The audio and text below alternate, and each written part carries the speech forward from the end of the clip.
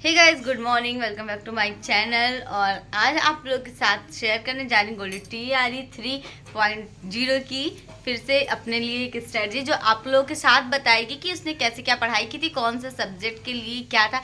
बाकी एक detail video आएगी कि किस सब्जेक्ट से कितने क्वेश्चन आए थे, कैसे कितने सब्जेक्ट पे आपको क्या फोकस करना है। तो वो सारी चीज़ें आपको लास्ट एक और वीडियो में मिल जाएगी। अभी जो बात करते हैं वो इनसे बात कर लेते हैं। भैया फाइनली इनकी मेहनत रंग ला चुकी है। तो अभी मतलब ये अगर स्ट्रेटजी की बात करें तो मैंने कोई ऐसे बैच नहीं परचेज किया था।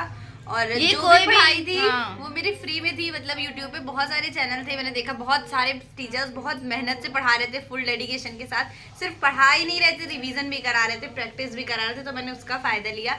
जैसे कि मैथ्स के लिए मैंने पढ़ा था टीचिंग परीक्षा चैनल से। वहाँ पर सर जो मैथ पढ़ाते थे वो डेली मतलब 1 या 2 वीडियो उनकी हम देखते थे और उसी से क्वेश्चन लगाते थे। पता है यूट्यूब से मैथ लगाना थोड़ा इजी हो जाता है कि अगर क्वेश्चन नहीं आ रहा है तो आपको तुरंत सॉल्यूशन मिल जाएगा। तो वो चीज़ें थी। बाकी जीएस के लिए लूसेंट वगैरह थी और जो भी मेरी बुक थी, नोट्स थी, उससे मैंने पढ़ाई करी थी जीएस वगैरह। बैच तो ये आज तक कभी किसी एग्जाम के लिए नहीं ली है। मुझे लगता है बैच से अच्छा ऑफलाइन कोचिंग है। जाओ वहाँ टीचर से सामने बात होती है, पढ़ाते हैं, तो वो चीज़ें ज़्यादा अच्छी लगती और है। बैच अगर आप लोग भी TRE 4 का बैच लेने की सोच रहे हो तो ले सकते हो, पर जो हाँ, हम ले सकते हो, आप ले हाँ, सकते हो बैच लेकिन जो हम लोग को लगता है अगर आप बैच लोगे तो सिर्फ एक बैच तक सीमित रह जाओगे। हाँ। उनकी क्लास करोगे, क्वेश्चन ज़्यादा से ज़्यादा प्रैक्टिस करने से आता है, वो प्रैक्टिस नहीं हो पाती है। इसलिए बिना बैच के पढ़ाई करना ज़्यादा अच्छा रहेगा, मुझे तो ये लगता है। बाकी आप लोग की मर्जी। हाँ, बाकी बैच क्या होता है कि आप ले लेते हो तो आपका मतलब वो तो टीचर की जिम्मेदारी है कि वो तो अपना सारी चीजें पढ़ाएंगे। बट हमें हो सकता है कि किसी के बैच में जैसे मैथ्स कोई पढ़ा रहा है, हमें उनकी ट्रिक्स नहीं समझ में आ रही है या हमें उनका तरीका नहीं समझ में आ रहा है, तो फिर हम जबरदस्ती उनसे पढ़ रहे हैं। बस यही होता है एक फर्क बैच लेने में और ना लेने में। बाकी आपकी मर्जी, आप बैच ले या ना ले। और बैच लेने का एक फायदा ये होता है कि आपके टॉपिक क्लियर रहते हाँ, हैं। सारी चीजें क्लियर हो जाती हैं कि हाँ कौन कौन से टॉपिक जैसे आज वो परसेंटेज पढ़ा रहे हैं तो आप बैच से पढ़ लो, एक्स्ट्रा टाइम है तो यूट्यूब से भी पढ़ लो, चलो परसेंटेज हाँ। डाल के। बाकी कुछ ज़्यादा फायदा नहीं लगता है। तो कैसा लग रहा है जॉब पाके, इतने सालों की मेहनत थी? बहुत अच्छा लग रहा है, अच्छा ही लगेगा। मम्मी लोग का रिएक्शन? हाँ, सब बढ़िया है। और बाकी आप लोग मुझे कमेंट सेक्शन में इतना अच्छा मतलब बोलते हो, प्यार देते हो, वो ज्यादा अच्छा कुछ लगता लोग है। ये भी कहते हैं कि बिहार आओ फिर पता चलेगा उसके पीछे का क्या हाँ, रीजन है। तो जो लोग जहाँ जॉब कर रहे हैं वो भी हमें बताएं कि कैसा लग रहा है उन्हें वहाँ पे। और जो लोग जॉब कर रहे हैं वो भी ऐसे डिमोटिवेट कर देते हैं कि हम लोग जॉब कर, मतलब खुद तो कर रहे हैं, ऐसा नहीं कि खुद ने जॉब छोड़ दी है। हाँ। और अगर आप आएंगी तो यहाँ पे यूपी वालों के लिए बहुत ज़्यादा भेदभाव होता है। बिहार वाले बोलते हैं कि यूपी वाले हमारी सीट ले गए, बहुत सारी चीज़ें होती है ऐसा कमेंट में। बट मुझे ऐसा नहीं लगता, क्योंकि मैं जितनी बार भी हम लोग एग्ज़ाम देने गए बिहार में, बिहार के लोग इतने ज़्यादा अच्छे हैं, इतना सपोर्टिव है कि पूछो मत। चाहे वो हमको तो रोहतास वहाँ हो, के लोग अच्छे ही लगे। सीतामढ़ी में हमारी कोई जान पहचान नहीं थी, फिर भी हम लोग ऐसे दूर, मतलब रिश्ते में समझ लो इतना अच्छा रिश्ता हो गया है कि क्या ही कह सकते हैं। इतने अच्छे लोग थे बिहार के, तो मुझे नहीं लगता गोल्डी को कोई दिक्कत होगी। हाँ, बाकी जो लोग वहाँ जॉब कर रहे हैं वो लोग बताइए कमेंट करके कि कैसा है वहाँ का माहौल, क्या है सारी और चीजें। डॉक्यूमेंट वेरिफिकेशन के बारे में क्या है? उसके बारे में मुझे बताते रहिएगा आप लोग कि कब क्या करना है। कुछ भी नहीं पता है अभी। वैसे तो यूट्यूब की वीडियोस देखते हैं, और अगर मतलब आप लोग को भी चाहिए होगा तो एक टाइम मिलने पर गोल्डी बना देंगे या हम ही बना देंगे यूट्यूब पे। डॉक्यूमेंट वेरिफिकेशन में क्या क्या लगेगा, फिलहाल क्या तुमने मतलब इकट्ठा किया है अपने वो मार्कशीट वगैरह? वही सारी चीजें, आप जितने भी डॉक्यूमेंट्स, एग्जाम फॉर्म फिल करते टाइम लगा हुआ है, वही सारी चीजें। High school, inter, graduation. Graduation की डिग्री चाहिए, डिग्री हम लोग के पास नहीं थी। नहीं, डिग्रीज की अगर अपलोड किया है तो चाहिए। बाकी डीएलएड की डिग्री ज़्यादा जरूरी है। डीएलएड की मार्कशीट, डिग्री, सीटेट का मार्कशीट और एक और रिजल्ट, 2 चीज़ें होती है ना, एक पैन कार्ड और एक सर्टिफिकेट होता है। वो हाँ, दोनों दोनों चीज़ें। चाहिए। आधार कार्ड, पैन कार्ड और फॉर्म में मोबाइल, लगी आधार फोटो। कार्ड वही होना चाहिए जिसका मतलब फोन नंबर हो लिंक आपके उससे आधार कार्ड से, ताकि वहाँ पे OTP आएगी। तो वो सारी चीज़ें लगेंगी डॉक्यूमेंट वेरिफिकेशन में बस। और आप लोगों को क्या भी बोलो? और बस बाकी आप लोग कमेंट करते रहिएगा। कुछ भी जानना है, कुछ भी पूछना है तो ग्लोबल रश्मि चैनल पे। और आप लोगों में बहुत सारी ये भी बात आती है ना कि अब एक ही जॉब लग गई है तो अब क्या हम भी TRE 4 की तैयारी करेंगे? देखो, जिनकी शादी नहीं हुई होती है उनकी जॉब लगने का मतलब एक थोड़ा अलग होता है कि चलो उनके पास कोई जिम्मेदारी नहीं, आराम से अकेले कहीं भी रह सकती हैं। और शादी के बाद बच्चे के साथ बताओ गोल्डी। बच्चे के साथ बिहार में रहना थोड़ा मुश्किल है। और फिर अगर पढ़ाई करो। पढ़ाई तो करनी पड़ेगी। गोल्डी का यही मानना है कि भैया अब हम TRE 4 निकाले, कहती कि अब तुम भी जॉब लो, TRE 4 की तैयारी करो। एक्चुअली आज तक मैंने कभी ये बिहार का सीरियस नहीं लिया था, 1 दिया नहीं था, 2 में भैया बहुत अच्छे से पढ़ा था 2 मैंने, तो TRE 2 में सीटें कम थी, नहीं हो पाया था। और अब बात करते हैं TRE 3। मैंने पढ़ा नहीं, आप लोगों को पता है मैं तो एग्ज़ाम भी ना देती, बट मेरा और गोल्डी का जो सेंटर है वो सेम स्कूल में पड़ गया था, सेम जगह पे, रोहतास।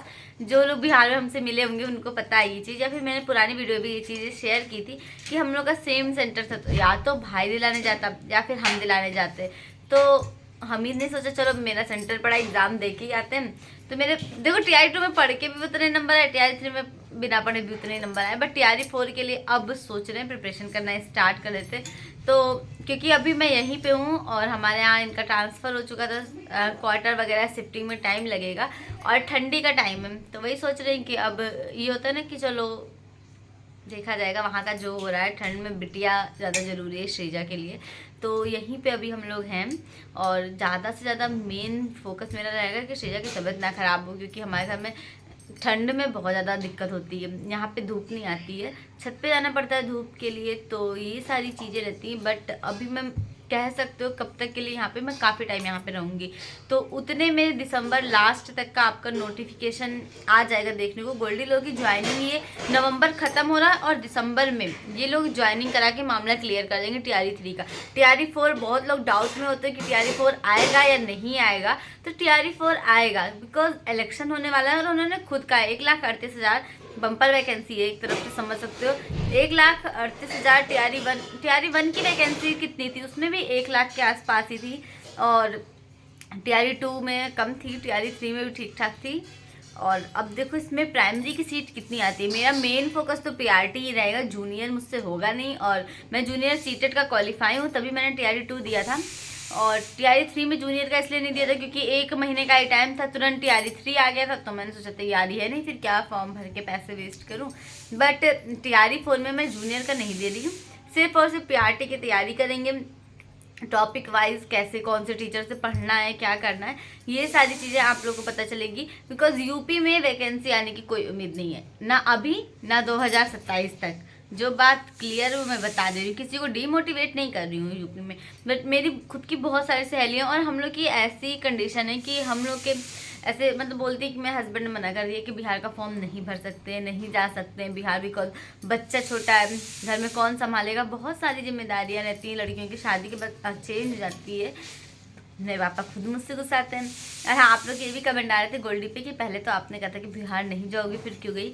तो आप लोग ने जब ऐसे किसी मतलब वो पढ़ने में बहुत अच्छी है नो डाउट, तो जब ऐसे होता है ना कि हाँ नौकरी नहीं लग रही, तो लोगों को वो नहीं दिखता कि हाँ वो पढ़ने में कितनी अच्छा इंसान है, कितना मेहनती है, क्या करता है। जब तक आपके पास एक रिजल्ट नहीं आता है, लोग उसे पॉजिटिव लेते ही नहीं हैं। तो उसके लिए ज़रूरी था एक जॉब निकालना, और जब जॉब लग गई तो कुछ ना होने से तो कुछ होना अच्छा है। बस यही सोच के मुझे ऐसा लगता है जितने लोग यूपी से बिहार में गए जॉब करने के लिए, वो जब भी सुपर टेट की वैकेंसी आएगी सभी अपने घर वापस आने के लिए सुपर टेट का फॉर्म भरेंगे। और यही चीज़ है कि कुछ ना होने से तो कुछ होना बहुत ही अच्छा होता है, तो इसलिए जॉब एक ज़रूरी है हर लड़की के लिए। तो सभी लोग BPSC TRE 4 की प्रिपरेशन करना स्टार्ट करना चाहते हैं तो मुझसे कमेंट में ज़रूर बताना। और एक सबसे बड़ी बात कि आप लोग में बहुत ज़्यादा डीमोटिवेट हो रहे थे कि सीटेट दिसंबर वाले इस बार भर सकते हैं कि नहीं। जब TRE 3 इतना लेट हो चुका है तो सीटेट दिसंबर का एग्ज़ाम 15 तारीख को होगा, जनवरी में उसका रिजल्ट वगैरह सब आ जाएगा। आराम से आप लोग सीटेट दिसंबर वाले TRE 4 में जा सकते हो। एक नई वैकेंसी, हाँ एग्ज़ाम में अब की बार बहुत ज़्यादा कंपटीशन हाई होगा, बिकॉज TRE 4 में जितने भी बच्चे रह चुके हैं ना वो सब अपनी जान लगा देंगे TRE 4 के लिए। प्लस एस्टेट में 3 लाख के आसपास पेपर 1, 2 सब मिला के नए बच्चे पास कर चुके हैं एस्टेट को, तो वो भी बच्चे सारे आएंगे। सो गाइस ये चीज़ समझना पड़ेगा कि कंपटीशन बहुत ज़्यादा टफ है और उसकी प्रिपरेशन अभी से करना है। अगर अभी से करते हो तो आपके पास 3 महीने हैं। 3 महीने कैसे, नवंबर ख़त्म, दिसंबर, जनवरी, फरवरी। अगर जनवरी में भी एग्ज़ाम का अगर नोटिफिकेशन वगैरह सब कुछ फॉर्म फिल हो जाता है तो फरवरी में ही एग्ज़ाम कराएंगे। आप मोटा मोटा मान के चलो मार्च तक ये जाएगा TRE 4 का प्रोसेस, और ये आपके लास्ट एग्ज़ाम होगा। और अभी श्रीजा आ चुकी क्या है, बोलो हेलो गाइज। क्या कह दो हेलो।